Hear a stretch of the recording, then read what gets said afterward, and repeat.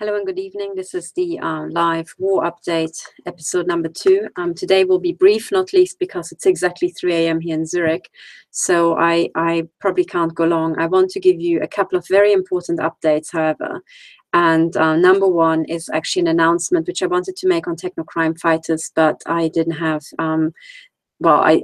the presence of mind. I did have the time. It escaped me because we launched into taking down psychiatry and many other things. So actually quite a solemn announcement. So we used to, and we're still working with Dr. Marko and Mindy Urkin, but they haven't been on the show for several weeks running because of personal circumstances. And both of them have been hit very, very hard. And so they have got some family issues, and people have died in the family. 2 people have died. And also Dr. Marko has been quite ill, and he has, had to have surgery and is now recovering. And these are a lot of disasters to strike 2 people at the same time. And personally, I think this is, some of these things are certainly malicious. I do believe that, and malicious actions. And it's very, very difficult for them, for the 2 of them. And this is why they haven't been on the show. It's not because they, have given up on us or something, or because we fell out, but simply because they had to attend to private matters back in the US, and they are rather unpleasant. And I personally think, that's my opinion, that everything that happened to them is because of the good work that they are doing. And for this reason, I encourage absolutely everybody to basically double up their attention that they have that they give to Dr. Marko and Mindy Urkin's work, because what happened to them just shows us how very, very important these 2 people are. So I encourage absolutely everybody to go to Pineconeutopia channel. I include the link below, so it should already be in the description. As it appears on YouTube, otherwise it will appear at the end of the live show. And it's very important that you take into account their work. Actually, I can bring up some of the work that they have done, which is hugely important. And I particularly would like to point you to the episodes on torture. Hang on, Utopia. And they have done a multi-episode series on torture. So I just would like to share my screen and actually show you where you can find it. If you go to here, if you go to YouTube and you type in Pineconeutopia and then torture, you'll find basically this 3-part series. So this is the 3rd part. This is the 1st part. So look for these icons here. And I think in the 3rd part, Ramola and Karen Melton-Stewart and I are also mentioned. But this is an excellent series on dehumanization and torture, the devolution, torture again agenda. And these are excellent, excellent videos and documentaries about torture throughout the ages, and and its importance. If you go to Pineconeutopia here, you will also find a description of their new portal, because Dr. Marko and Mindy Urkin were specifically also working on solutions. What can victims do? How to fight back? And not just with court cases and these sorts of things and disclosure. This is what Ramola and I are doing, but more specifically in how to cope. How do you open up your consciousness, and how can you redefine what's happening to you in a way that's empowering, that you actually gain from the entire experience. And I really, really encourage you to take, have a look at this. And I personally think if you start, you have a look and you look at what point they started working on the portal. Here, they have done such high-powered interviews. The 2 of them, there's lots of techno-crime fighters episodes here because they were hosting it. But before that, they did lots and lots of excellent work interviewing people. I specifically would like to point you to the episodes that they have done on pedophilia and the Super Bowl, and how satanic ritual child abuse is actually encoded in the Super Bowl and advertised. So children are advertised at the Super Bowl and can be purchased after that. Excellent work, really groundbreaking. That's Dr. Marko there. And for that they already got a hit, and YouTube discontinued some of their channels and took down some of their videos. But then when this entire debacle hit, they started launching into the portal, this new Surfing the Portal episode, and here you can see their website. Please watch the videos and listen to all the solutions, because I personally think that some of this what basically made their work so incredibly dangerous for the crime cartel is that they were working on ways of how you can help victims and the victims of all these crimes, and how you can somehow empower them, because as soon as you take in what these people have been teaching others, what before was just a large group of helpless victims suddenly turns into a really powerful army that's fighting back. And as soon as people realize, and it's just a mental switch, you just have to rotate your view, how you look at things. And as soon as you do that, you're going after these people, like my entire team is. And what Paul and Mindy did is to basically give you all the tools with which you can reprogram your brain to become actually really dangerous and really empowered, you know, and actually really happy whilst you're doing that, you know. And that's why I think they were hit particularly hard. And I just want to, you know, send them my love, and also I want to send out the message to absolutely everybody how very, very important Paul and Mindy are, and how very seriously all of us have to take their work, because their channel is basically a treasure trove. So I started working with Dr. Paul Marko months and months back, and it was basically his work as an organizational psychologist. He was working on organizations, basically what I call pyramid systems. And what I called systems, he had called organizations and organizational culture and so on. And he was working with the culture and what he called consciousness in an organization. And he was making the point how, you know, the consciousness can change. So what I call deep capture, he calls different states of consciousness and so on. And he was working on how to transform organizations and actually, you know, make them dynamic again. And he discovered that you have to break down these pyramid structures. And the most powerful thing you can have is small autonomous groups. As soon as you have small autonomous groups tackling problems, they are unbeatable.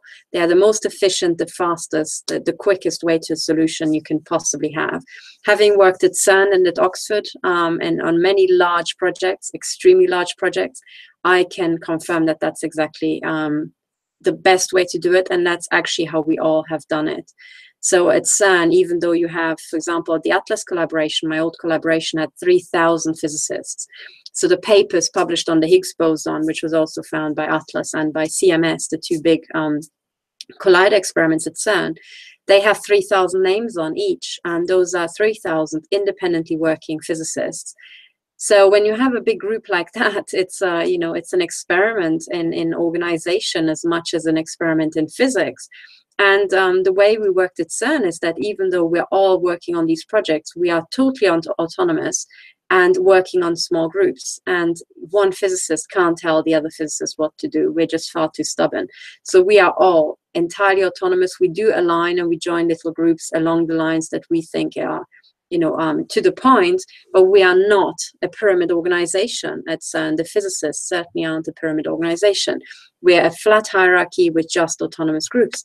And that's how the Atlas experiment got off the ground. And Oxford works pretty much the same way. Everybody to their own mind, and you might join up in small groups, but otherwise you keep your individuality and your autonomy.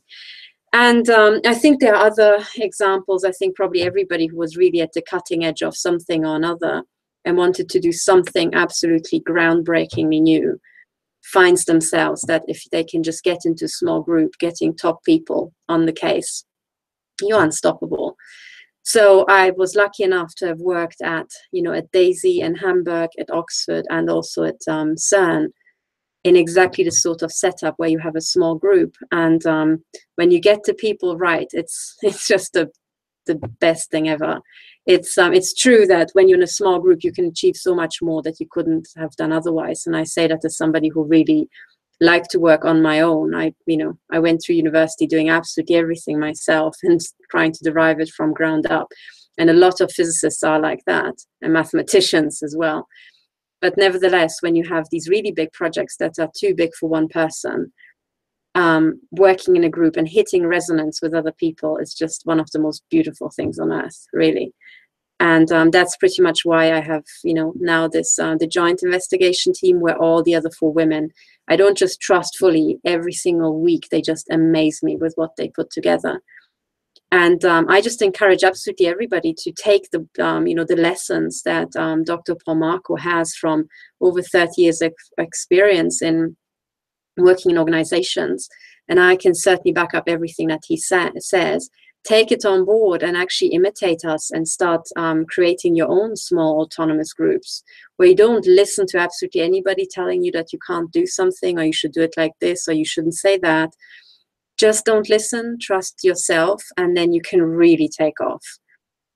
Within the shortest amount of time, you are in a place that you wouldn't even have thought possible. Right. So that's one message. If I can, help Paul and Mindy in any way, it's to really spread their message, because the 2 of them need help. They certainly, if I'm right, and they have been attacked by the crime cartel, they need a lot of help, because the crime cartel is really going after their families and want to, just as the crime cartel does, destroy everything. And I think the best way we can counter that is to suddenly spawn small autonomous groups of totally independent, genuine victims, genuine fighters against crime and corruption, and really start honing in on the core here to utterly dismantle it once and for all everywhere in the world. So this is to Paul and Mindy, we are on the case, we are going to help you, and we're going to work flat out for you, really. If, we're going to also use your methods. So please, everybody, have a look at the Surfing the Portal. Their plan was to assemble all the solutions, everything that people said worked for them.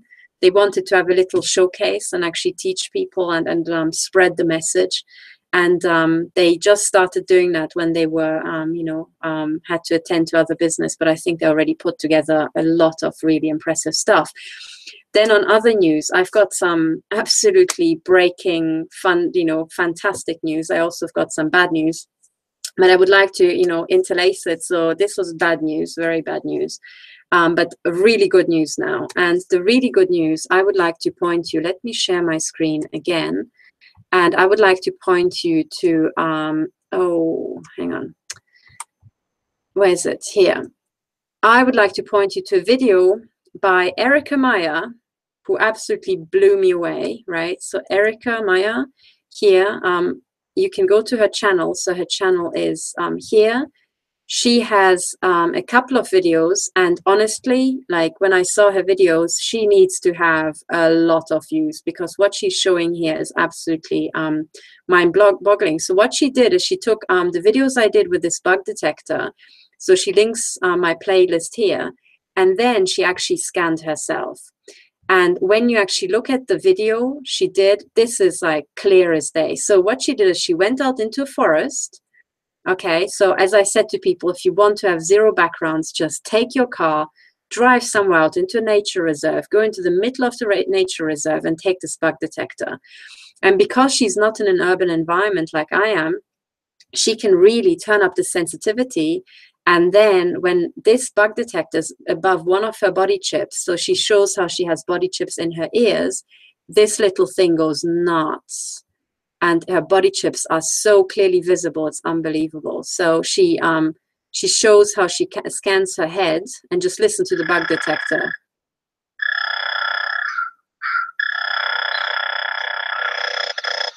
Right? And then she scans her, I think, her throat, her neck. The back of my head, my neck, really. You can hear the clicking. And then bit by bit, she scans herself. And I encourage you to really listen to this video, because she is also showing how she's got implants in her eyes, implants in her ears, I think, and also in the ears. And you can also tell with this bug detector the different levels of intensity. And she scans herself, and this little thing is totally silent at other parts of her body. but goes utterly nuts on her knees, on the back of the head. And basically, I've been telling people that my experience from Melanie, having scanned Melanie, Melanie scanned me, Ramola D scanned herself, and what Melanie told me about previous scanning sessions that she attended, all of us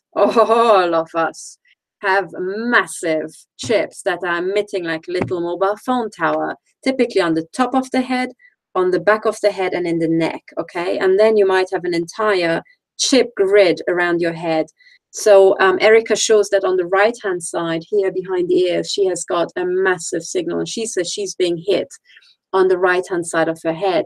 Now, where you're being hit is nothing to do with you. It's entirely to do with the Nazi psycho human experiment, although I think it devalues the word using that. Whatever the Nazi psychopaths want to do, that's how, you know, they might trigger your chips or might implant you. But as a rule, you will have probably a chip on the top of your head, the crown of your head, the back of your head, the neck, and then some others on the side. She also has a lot of chips behind her ears. And that's actually very, I mean, depending on, you know, what they do with you, if you have voice to skull, I think you should really have a look, because my gut feeling is you will have a lot of chips somewhere behind your ears. I have seen victims who noticed that there were surgical scars right in the fold behind the ears there. And I suspect that's where they place the antenna, because you need an antenna, and then you need a little amplifier thing, you know, speaker system. So with these, you can push in the speaker system into the ear canal in a way that, you know, you can't see, and you can place an antenna and, you know, somehow connect them up. Different ways to do it. But if I had to guess, this is how I would do it. Having never worked on military technology, I think I would do it like that, you know, to start with, and then iterate and get better and better. I've also seen, a lady who was telling me, I actually have to go back and look at the material, because she was talking about literally micro implants where the antenna would be like the size of a hair, but nevertheless it works like an antenna. And she was trying to get high resolution photographs of her ear canal.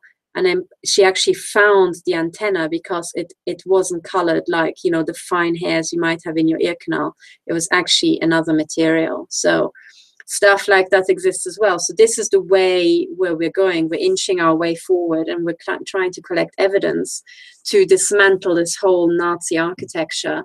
But if you've got voice to skull, I know people talk about microwave hearing and yada, yada, yada, and satellites. And if you listen to Robert Duncan, oh, it's just satellites and it's all in your head and blah, blah. Bottom line is, every victim I meet who actually gets scanned seems to be full of body chips. So I think the voice to skull is also done with body chips, okay? Now, on the topic of body chips, so first of all, I really, everybody, please have a look and check out Erika Meyer's video. And if you are chipped, it really helps if you do the same thing. Buy yourself this bug detector. So she's using exactly the same as I'm using, exactly the same as Ramola D has been using, the Aceco. And the point with that bug detector, you can buy others. I'm not selling this brand, but it happens to have the broadest frequency range it's measuring I've ever seen. So it goes from 1 megahertz to I think 6 gigahertz. If you find, and it's important to have a wide range if you don't know on what frequencies your bugs are emitting, your implants. But that covers the broadest range I could find on the market, and is actually very, very good in picking up body chips. So Erika Meyer now has this stuff online. I have my chip scanning online, and you can do the same thing. Buy yourself this bug detector. I think it's 150 or something like that, 160 euros. So roughly like $170 or something. Okay, it's not cheap, but you know, also you can use crowdfunding and somehow get it together. Buy yourself one of these things. On my website, it's stop007.org. If you go down to the FAQ and the device list, you will find the Aceco bug detector, and there I also link a vendor who also distributes all around the world. So ships to the US, ships to absolutely anywhere in the world as well. That happens to be a German company, but again, I have no connection to that German company. I just happen to have bought it, and I know that's the company that sent it to my colleague Ramola as well. So I know that they deliver to the US, but that thing seems to work. And my advice is you don't have to publish it, but for court use, when you have already a lot of videos published, like Erika Meyer, like I'm doing, and how many other people will be doing in the next couple of weeks, if your video looks exactly the same, right, you're using the same device as all the other people in the videos, you're also in the forest, no electromagnetic backgrounds, you don't have Wi-Fi, and you're filming yourself, you can use your own iPhone or mobile phone, cell phone to do that. If you do, please put the mobile phone into airplane mode, because that means it's not emitting. So the camera is still working, but it's not sending a massive pulse every 30 to 60 seconds, because that can really mess up your measurements. So if you're measuring yourself, take your cell phone, take this bug detector, take your car and drive out into the, you know, the back end of beyond, right? Get out in the middle of in the forest, you know, make sure if you don't have mobile phone reception, that's great, but you'll always have a little bit. Doesn't matter. Put your mobile phone, the biggest transmitter, into airplane mode, film yourself as you're scanning, and if you rotate the camera so that you can see what you're filming, you can hold it to the back of the head, and if you rotate it such that the dial can be seen, you can basically use your camera as a mirror and film at the same time. Because what Ramola did is she got the bug detector, we were on Skype, and she said, oh, by the way, let me just unpack it. So she unpacks it, you know, screws on the antenna and says, oh, let me just see how this works. Turns it on, turns down the sensitivity, holds it to the back of her head, and it just went woof, full, on max, you know. So that's how easy it is to use this device. And I'm telling you, the vast majority of the victims seem to be implanted. I mean, it's possible that most of the population is implanted, but the victims for sure. And this is excellent evidence for court, because then what you can do is film yourself, record that, record the exact points where you have these emissions. If you have voice to skull and you can prove that there are radio emissions coming from your ears, it's very easy to make the case, you know, for a judge that actually I've got radio chips that somebody illegally implanted in me. All right. And there's already lots of evidence about people being illegally implanted. And then that's it. That's the end of the voice to skull story. It's not about hearing voices. It's some scumbags basically pushing a little speaker system into your ear canal and then just broadcasting crap to you 24/7. And of course you can hear it, and it will sound like a freaking headphone in your ear, because that's what it is. Okay. Now, in terms of how small these little earpieces can be, let me show you. Let's see if I can find it. Let me show you on Amazon a little device that is called, I think it's called the nano chip or the nano speaker. I know what it's called. It's called the Nano Spy earpiece. Let's see. Yes, here it is. So let me just show you. Let me share my screen, because this, ladies and gentlemen, if you're still puzzled about voice to skull, then please go to Amazon. All right. And on Amazon, they sell something that's called the Nano Spy earpiece. This is how small this thing is, okay? It's tiny. And where is it placed? Look carefully. It's placed inside the ear canal behind the bend. So that's where your ear canal goes kind of down to the eardrum, okay? If you place something there, it just sits there, but it can't be seen from outside. Now, what I'm telling you is, look at this thing. What is this? This is being sold on Amazon, right, for $14. This is an earpiece, and then of course it has antennas, okay? So in the end you have an earpiece and then some sort of cable that functions as an antenna, okay? So yes, here it has a big antenna system. Now what I'm saying to you is that if you can, on Amazon, for $14, you can buy an earpiece that's invisible, then I'm telling you that military kit will be much smaller than this. You can just push it into the tissue like here with a syringe, and it can still emit sound, and you can hear it as if it was an earphone.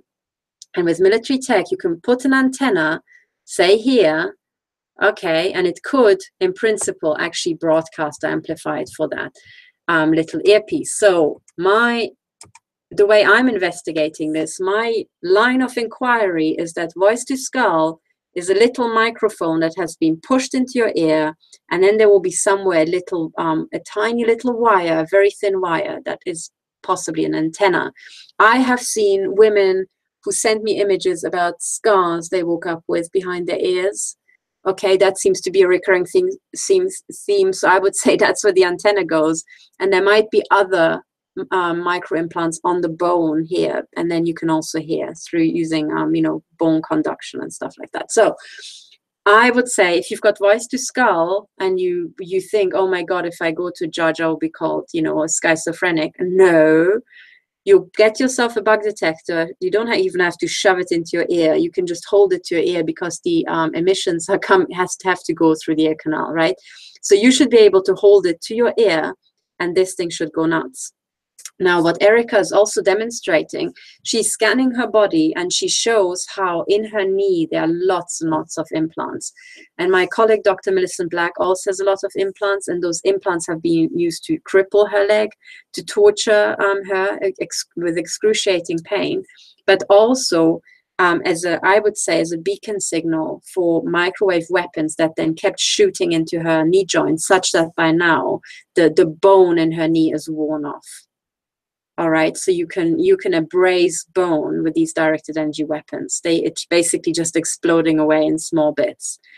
All right, so if you have these knee implants, it's very serious because these psychopathic degenerates can basically aim at you and use you for target practice.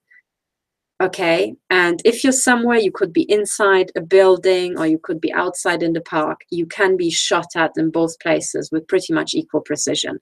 So inside my home, I'm not sure, I think now, possibly people should be able to see this bruise better than on Techno Forum today. So the way the camera shows it on my screen, it's pretty clear I've got a bruise there. And now you can also, there's proof that this is a fresh bruise, because on Techno Crime Fighters, this was very faint. Now it's getting darker, so you can tell that this bruise was fresh when I went onto Techno Crime Fighters forum. So it's here, right there. That's where the bruise is. Now it's getting a bit darker, and that was me being shot in the arm in my own flat just before going on Techno Crime Fighters.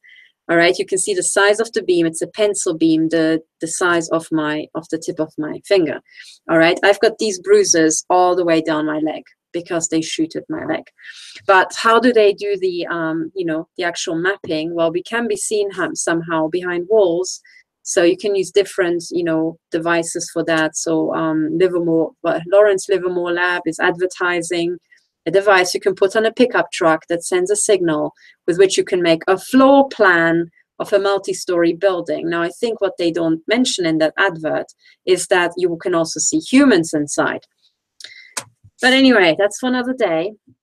But then when you've got chips, you can be shot at with even higher precision because they are like little beacon signals, like little markers. Imagine it's like having little crosshairs, digital little radio communicating crosshairs on you, on your body. So anything doing pattern recognition on you can really pick up, where you are. Even the dumbest algorithm can do that. So this is why it's so terrible to have these body chips. But another thing that Erika also says, I mean, her video is amazing. It's, I think, 10 minutes, but she scans herself and she says she also has a lot of chips inside her body.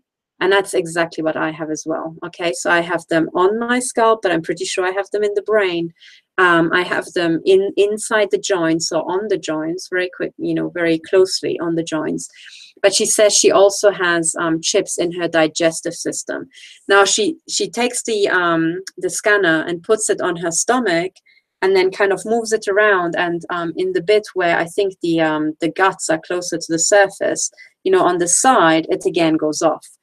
So you can have chips in basically getting stuck in you and in your intestines when you're just swallowing a microchip, So, and people can just keep giving you microchips, to eat, mix it into restaurant food and all that sort of stuff. So you can have a lot of body chips inside. And the point is that a lot of these, radio waves go straight through us.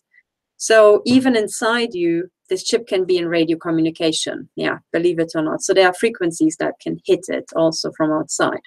Now, certainly, when I'm being hit, so I now have to sleep in this bunker because I'm being machine gunned at night. And if I don't sleep totally secured, I am, you know, shot to bits. But when they're shooting into me, they can shoot through quite a lot of tissue and give me intense joint ache, you know.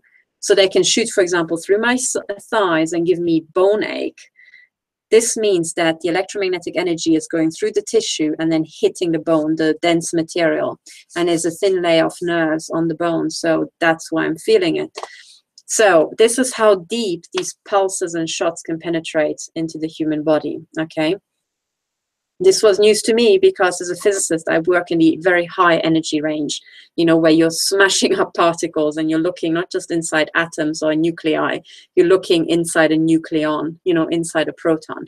So this is all news to me, okay? So I have no idea about this, but from my personal experience, this seems to be the case. So, you know, just get used to it. We're basically almost transparent, you know, to certain frequencies. So this is the breaking news about Erika. Also, Frederic Laroche contacted me and he said that he found chips with this bug detector. He showed me a video as well where he can, you know, find them. And so now we know that Dr. Melissa Black has got body chips. Melanie Richan on my team has them. Ramola has a body chip here, and also others. She also had things sniped into her with an RFID sniper gun. I had exactly the same thing, having stuff shot into my arm. So that's Ramola and me. I've got chips. So 4 women out of my 5 member team already know we've got body chips. So Karen still needs to be scanned, you know, but she says, well, she might have one. Oh yes, she says that she has one in her lip. So she had, you know, her lip split open, and in the when it was put back together or sewn back together, they put a chip in. Well, I've got the chip in my lip as well from minor, you know, surgery as well. So it seems to be the case that I would say all the victims for sure are chipped. I would say also a large fraction of the population who isn't a conscious victim is also chipped. But let's start with the victims. And if you're a victim, I would therefore say, get yourself this bug detector, you know, just get together the money, and also know that there are now more and more videos of people using identically the same device. Okay, so on Erika's Erika's video, you can see what that was. She even says, so here's the Aceco FC 6002, 1 megahertz to 6 gigahertz. And then let me just show you again. If you go to Stop 007, that's my website. You scroll down, ignore all the news. This needs tidying. You go to the FAQ, okay? And here you go to devices. It just jumps down to the page, measuring devices. These are all the measuring devices I'm using. And here's this bug detector. Okay, and I describe how to use it, what you should look out for, what you need to watch out for when you're scanning. And here's a link to the company that actually sells this stuff, 170 euros. So something like $180, $190. So you can get this stuff, okay? And you can certainly get going. And I'm telling you, this is very, very valuable evidence. So that's a piece of news, breaking news, because we've got yet another person who made a high quality video. And please, please check out Erika's other videos, because she does a very good one where she uses the bug detector in the classical way to actually scan for bugs, okay? So she found bugs in her bathroom, like literally in so many places. She found that the round bit of a towel holder, she's got a ring, you know, that holds a towel. And the ring has got this round piece that, you know, is holding the ring. And that thing was emitting, you know, radio frequencies. A radio frequency emitting towel holder. Well, probably it's chipped, right? So there's a microphone in there or some camera. So this is how they can be spying on our bathrooms, people. All right. So they know what we're doing in our bathrooms, because they're a bunch of pervy little psychos. But every victim is reporting that, you know.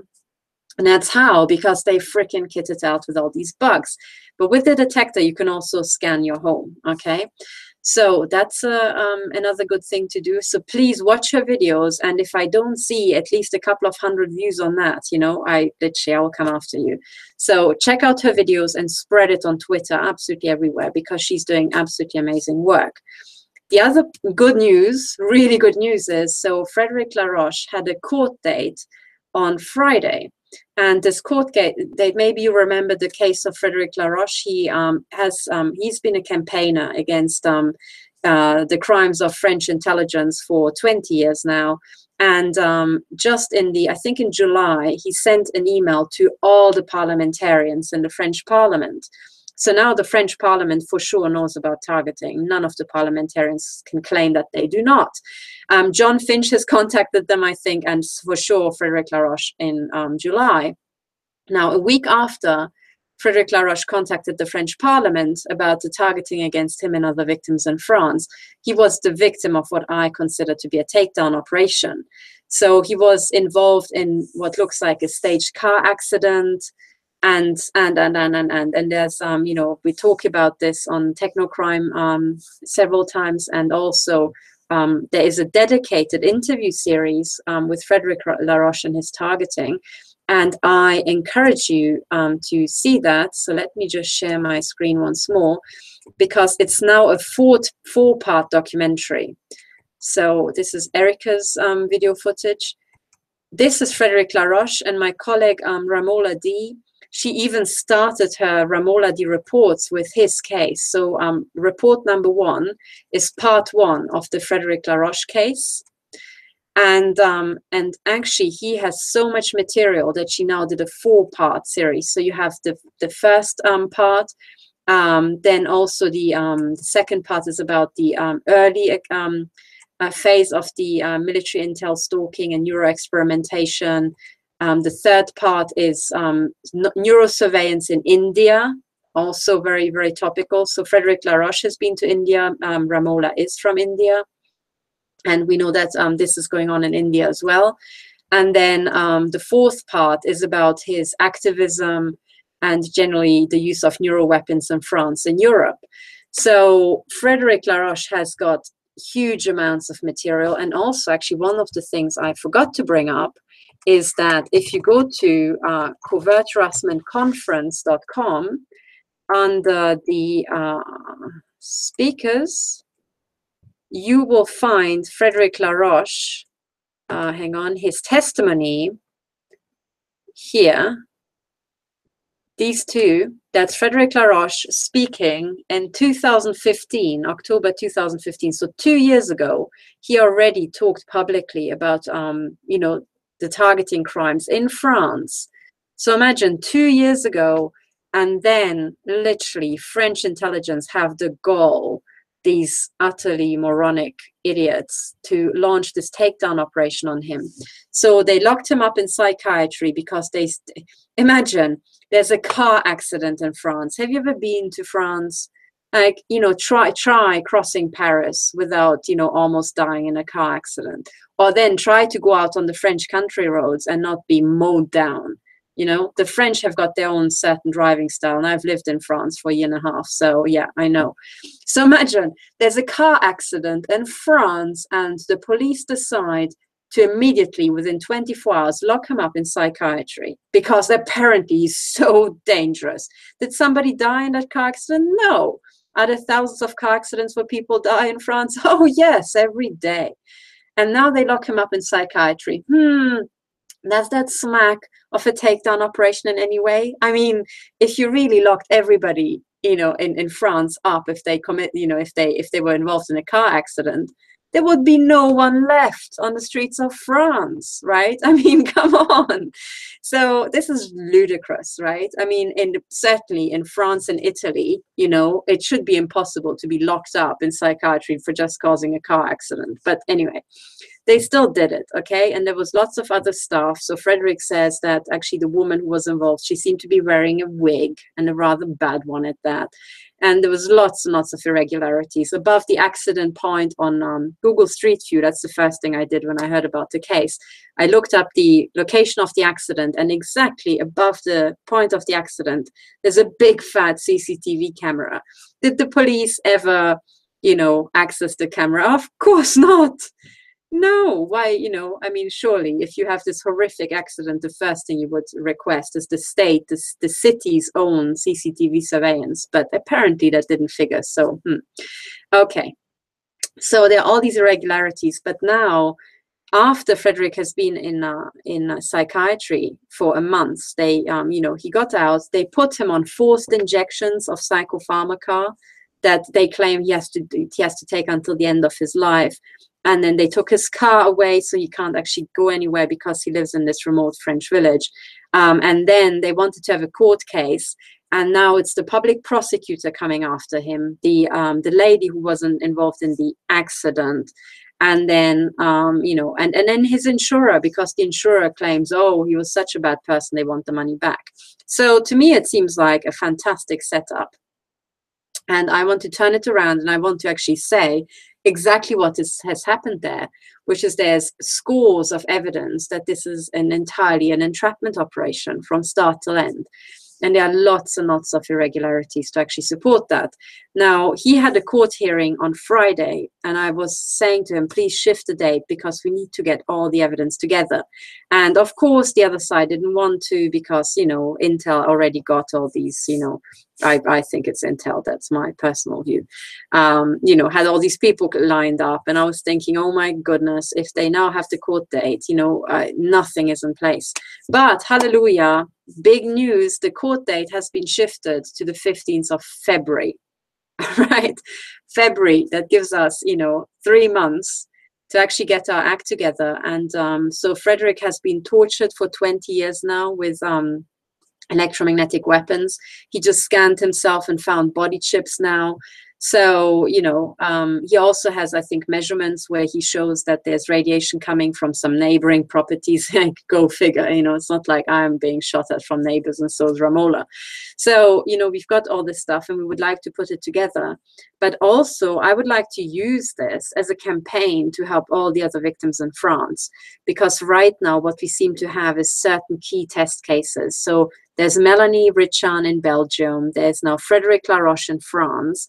And we really have to, you know, get the machinery up and going. We need to find a systematic way to prove these Secret Service crimes, which is where you come in as a victim. Because if you can now, if you think what we're doing is a good idea and the way we're collecting evidence is something that might help you, then please, please do the same. And if you can make your evidence public, then we can use it as well. And my idea is to ratchet up these cases.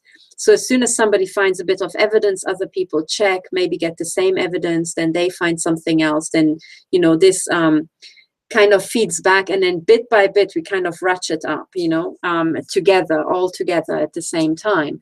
Because then as more and more people kind of hear about this, we can put a protocol into place of how a victim can really quickly assemble the best evidence.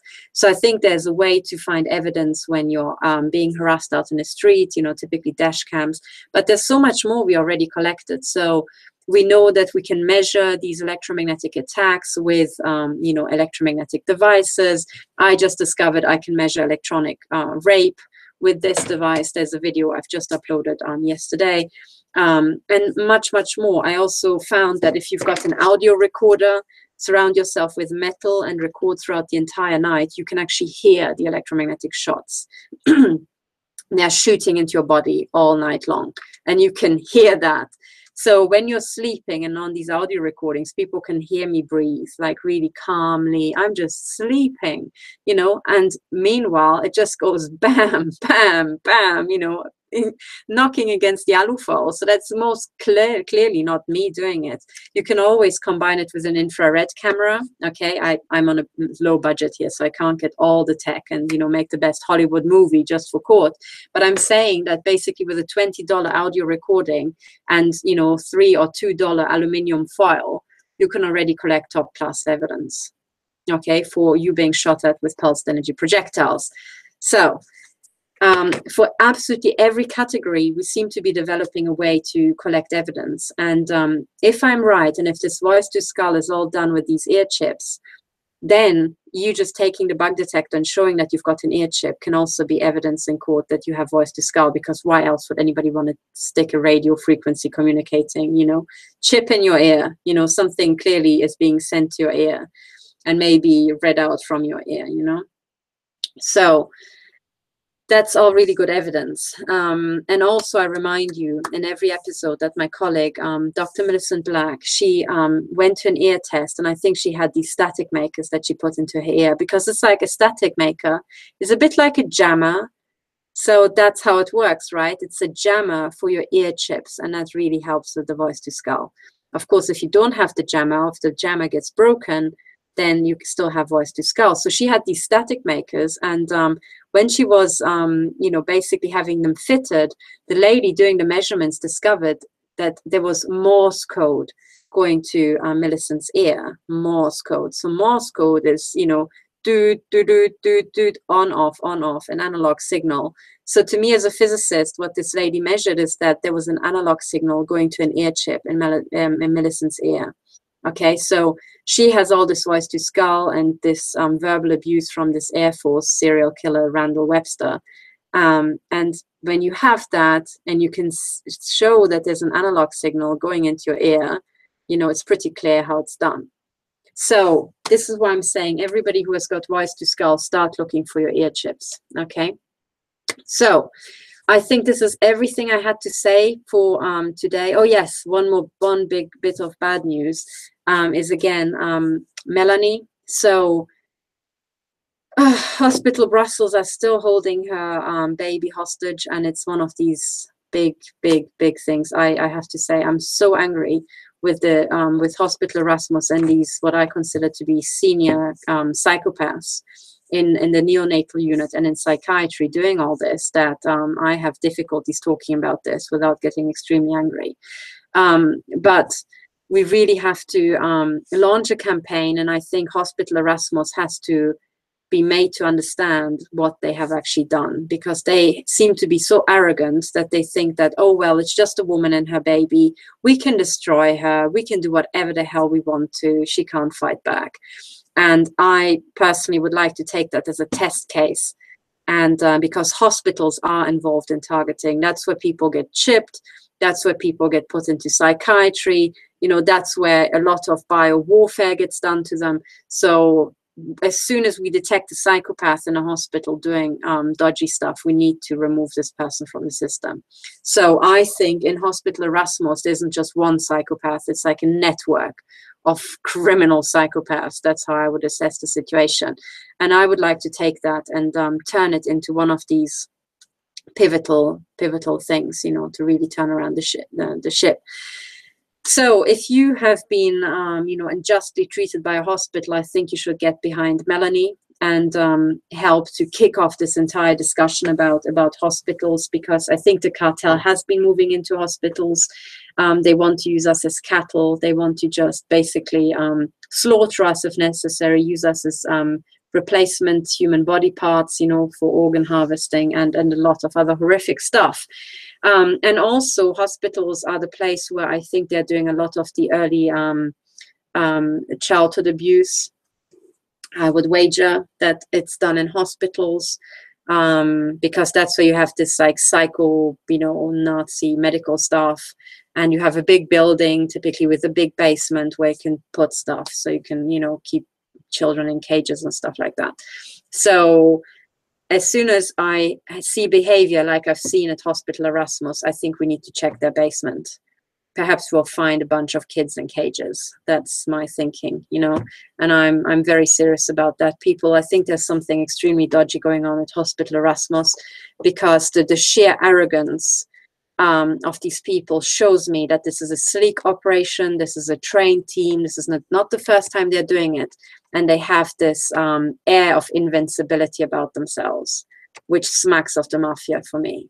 And as soon as I smell mafia, I think we need to smoke these people out. So if any investigators could get on the case, if they are in Belgium, if they're in Brussels, try to sniff around. Maybe you find something to do with crime, child abduction, you know, MK Ultra torture and, you know, mistreatment of children, to do with hospital Erasmus, or the separation of women from their newborn babies. You know, I think these are all interesting lines of inquiry. And if you could maybe have a look, then please do. Okay, so it's now almost 4 a.m. I have to go to bed, and you know, so that I can continue fighting tomorrow. Thank you very much for listening. Please imitate us. I will put out videos how to do everything that we're doing, so that you can actually duplicate us and imitate us and spawn your own things.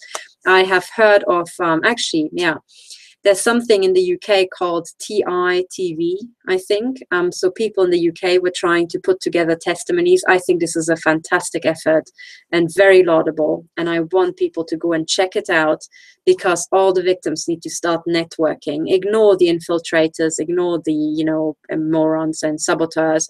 Just step over them, use them as stepping stones, and otherwise just, you know, like water, flow around them and continue doing what you have to do, you know. And I'm telling you, this thing is heating up. There will be news absolutely every day, things to learn, things to do. And there's a million things I still want to teach you, how to do things. And then maybe you can teach me the million things that you know. So let's kick this off. I'll be online to tomorrow again, which is actually today, so in a couple of hours. But until then, I need to generate some progress to report about it. So bye for now, and take care.